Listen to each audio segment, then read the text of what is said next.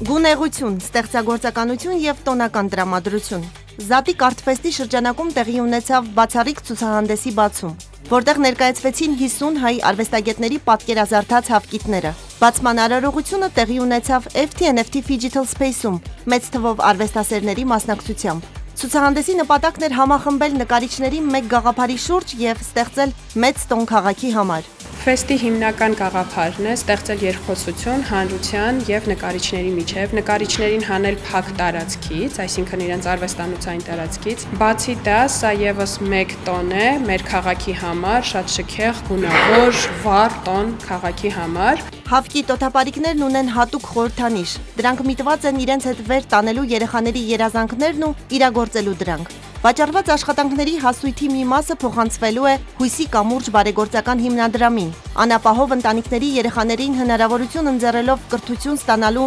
նորագույն տեխնոլոգիաների ոլորտում։ Կրկին անգամ շնորհակալ եմ, որ որոշվեց գործընկեր ընտրել Հույսի կամուրջին, հաշվի առնելով կազմակերպության ինչպես հեղինակությունը, այնպես էլ իսկապես նվիրվածությունը իր շահառուներին ապահովելու նրանց համար որակյալ կրթություն, աշխատանք և արժանապատիվ կյանք։